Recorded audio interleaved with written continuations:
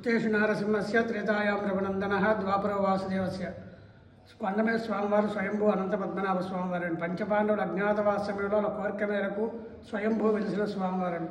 పంచపాండవులు అరణ్యవాసం చేసిన తర్వాత అజ్ఞాతవాస సమయంలో ఎవరి కంటపడినా మళ్ళీ అరణ్యవాసము అజ్ఞాతవాసం చేయాలి కాబట్టి శ్రీ మహావిష్ణువు అవతారమైనటువంటి శ్రీకృష్ణుని ప్రార్థించగా స్వామి ప్రత్యక్షమైన వెంటనే స్వామి మా అరణ్యవాసాన్ని దిగ్విజయం చేశారు, అలానే మా అజ్ఞాతవాసాన్ని కూడా జయప్రదం చేయమని పంచపాండవులు శ్రీకృష్ణ పరమాత్మను కోరగా స్వామి ముల్లోకాలంతా కూడా పరిపాలించేవాడిని, నేనంటే ఇక్కడ ఉండడం కుదరదు, నా శరీరంలో ముఖ్యమైనవి శంకు చక్రము నామము లక్ష్మీదేవి అనంతుణ్ణి శిఖరం మీద ఉంచి వెళ్తాను, నన్ను సేవించుకోండి.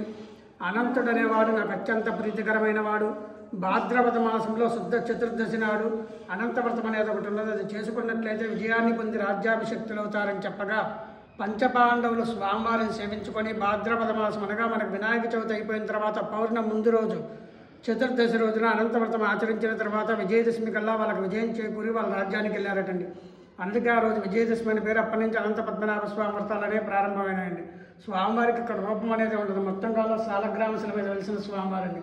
మీరు గమనించినట్లయితే మధ్యలో నామము, కుడి పక్కన చక్రము, ఎడం పక్కన శంకు దిగువ భాగంలో వ్యక్త రూపంలో కనిపించినట్లుగా లక్ష్మీ అమ్మవారి రూపం ఉంటుందండి. ఇక్కడ నిదర్శనం ఏమిటంటే స్వామి నేటికి కూడా సర్పరూపంలో సంచరిస్తూ ఉంటారు, అదొక నిదర్శనం అండి. ఈయన కుంతీదేవి ప్రతిష్ఠించిన మాధవ స్వామి. పంచపాండవుల తల్లి కుంతీదేవి వాళ్ళ కుమారులు అరణ్యవాసానికి అజ్ఞాతవాసానికి వెళ్ళారని చింతతో 5 చోట్లకు తీర్థయాత్రలు చేసిందట. ఈ 5 చోట్ల కూడా మేనల్లుడైనటువంటి శ్రీకృష్ణుని ప్రతిష్ఠించుకుంటూ వచ్చింది. ఎందుకయ్యా అంటే పంచపాండవుల అరణ్యవాసం అజ్ఞాతవాసంలో శ్రీకృష్ణ పరమాత్ముడు సహాయ సహకారాలు అందించాలని కృతజ్ఞతతో మేనల్లుని ప్రతిష్ఠించిందండి. ఒకటి కాశీ, రామేశ్వరం, ప్రయాగ, పిఠాపురం, పద్మనాభం. కాశీలో బిందుమాధవ స్వామి, ప్రయాగాలో వేణుమాధవ స్వామి, రామేశ్వరంలో సేతుమాధవ స్వామి, పిఠాపురంలో సుందరమాధవ స్వామి. ఇది చివరి క్షేత్రంగా శ్రీకృష్ణుడి కోరిక మేరకు మేనత్త పేరు కుంతి అని వచ్చిన తర్వాత మాధవుడు అని వస్తుందండి.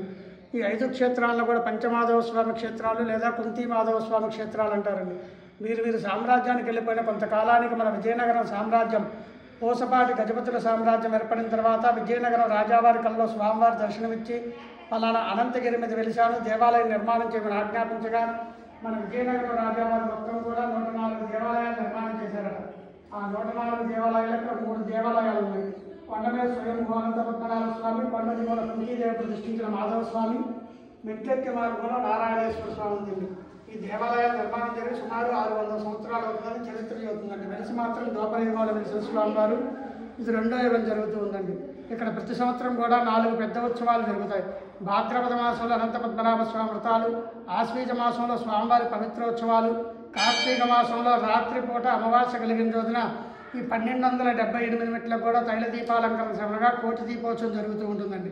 ఫాల్గుణ మాసంలో ఏకాదశి కళ్యాణం, త్రయోదశికి తెప్పోత్సవం, పౌర్ణమికి రథయాత్ర జరుగుతాయి. చిన్న ఉత్సవాలు వచ్చి ధనుర్మాస సేవ, ముక్కోటి ఏకాదశి, గోదా కళ్యాణం, స్వామివారికి నవనీత సేవ, చందనోత్సవం, లక్ష తులసి పూజ కార్యక్రమాలు జరుగుతూ ఉంటాయండి. శ్రీ అనంత పద్మనాభ స్వామినే నమః, శ్రీ కుంతి మాధవ స్వామినే నమః. జయ శ్రీమన్నారాయణ. ధన్యవాదాలు.